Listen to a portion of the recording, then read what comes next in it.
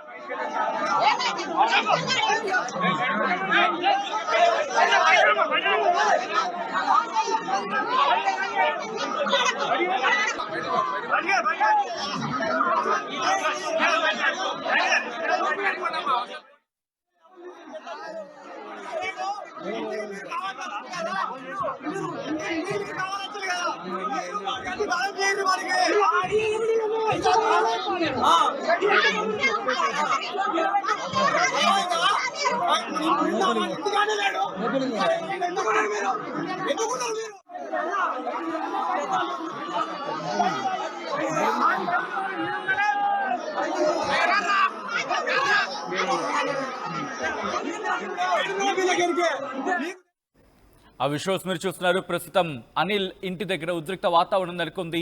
తల్లి రాజేశ్వరి ఇంకొక వ్యక్తితో అక్రమ సంబంధం పెట్టుకుందని చెప్పి తీవ్ర మనస్తాపానికి గురయ్యాడు అనిల్. దీంతో తుదిశ్వాస విడిచాడు. పురుగుల మందు తాగి బలవన్ మరణానికి పాల్పడ్డాడు. హాస్పిటల్లో చికిత్స అందించినప్పటికీ కూడా ఎక్కడ ఆశలు చిగురించలేదు, బతుకుతాడని చెప్పి ట్రీట్మెంట్ అయితే కొనసాగింది. కానీ కొద్దిసేపటి క్రితం తుదిశ్వాస విడవడంతో ఆ కుటుంబం తీవ్ర మనస్తాపానికి గురైంది. వెంటనే ఇంటికి చేరుకొని మీరు చూడొచ్చు, పూర్తిగా ఆ ఇంటికి చేరుకొని వాళ్ళు ఉద్రిక్త వాతావరణానికి అక్కడ గొడవకు దిగిన పరిస్థితి. ఇది ఎంతవరకు కరెక్ట్ అంటూ కూడా అనిల్ ఆలోచించాల్సింది అనిల్. కోర్స్ అదే వ్యక్తిని నువ్వు ప్రశ్నించుండుంటే కనుక నీ కుటుంబం కూడా నీకు అక్కడ సపోర్ట్గా ఉండిండేదేమో. కోర్స్ ఉంటుంది. ఇంతమంది ఈరోజు వచ్చి నువ్వు చనిపోయావని చెప్పి అందరూ వెళ్ళి అక్కడ ఉద్రిక్త వాతావరణానికి దారితీశారు. మరి ముఖ్యంగా నీ కుటుంబాన్ని ప్రశ్నించే ప్రయత్నం చేసినప్పుడు నీ ఊరంతా అక్కడ చూడొచ్చు ఎంతమంది, కనీసం ఒక 100 మంది ఈజీగా ఉంటారు. 100 మంది అక్కడికి చేరుకొని వాళ్ళు అక్కడ ప్రశ్నిస్తున్న సందర్భం. నీ తల్లి చేసింది తప్పు రైటు, ఒకసారి వాళ్ళని ఎదురుగా పెట్టి అడుగుంటే కనుక నీకు సమాధానం దొరుకుండేదేమో. నీ పరువు ఎక్కడ పోతుందో, లేకపోతే నీ అంశానికి సంబంధించి ఆలోచించి మనస్తాపానికి గురై నువ్వు బలవన్ మరణానికి పాల్పడ్డావు. ఒక్కసారి ఆలోచించాల్సింది, ప్రశ్నించాల్సింది. నీ తల్లిని నువ్వు ప్రశ్నించే హక్కు నీకు లేదా? ఆలోచించాల్సిందిగా. ఒకవేళ నీ తల్లి నీ మాట వినలేదు, నీకు కరెక్ట్ అనిపించలేదు, నీ కాళ్ళ మీద నువ్వు బతుకుండొచ్చు కదా. బహుశా ఎవరికైనా ఆ బాధ అది. ఆ స్థానంలో ఉన్న వాళ్ళకి, ఆ స్థానంలో ఉంటే తెలుస్తుంది ఆ బాధ అంటే. ట్రూ. ఒక్కసారి ఆ దృశ్యాలు చూడొచ్చు, ఒక్కసారి ఆ దృశ్యాలు మీరు చూడొచ్చు. ఇటు ఆ 2 దృశ్యాలు మీరు చూస్తున్నారు కదా. అనిల్ అక్కడ ఆ ఊరిలో పూర్తిగా అనిల్ మరణం తర్వాత మీరు చూస్తే కుటుంబం అంతా అక్కడికి వెళ్ళి ఉద్రిక్త వాతావరణం నెలకొన్న పరిస్థితి. మరి ముఖ్యంగా ఆ అక్రమ సంబంధానికి గురించి మాట్లాడుకునే క్రమంలో తిరుపతి అనే వ్యక్తి పేరు మీరు మెన్షన్ చేశాడు, గుర్తుందా? వాళ్ళ ఇంటికి వెళ్ళి ఆ కుటుంబం ప్రస్తుతం అక్కడ ప్రశ్నిస్తోంది. మొత్తం ఊరంతా వెళ్ళిపోయింది. ఒకసారి చూడండి ఆ దృశ్యాలు చూస్తే మనకు అర్థమవుతోంది. వాళ్ళంతా ప్రశ్నించడం జరుగుతోంది. ఈరోజు నీ వల్లే అంటూ కూడా ప్రశ్నిస్తున్న పరిస్థితి ఉంది. ఆ తిరుపతి ఒక్కసారి ఆలోచించే ప్రయత్నం చేయలేదా?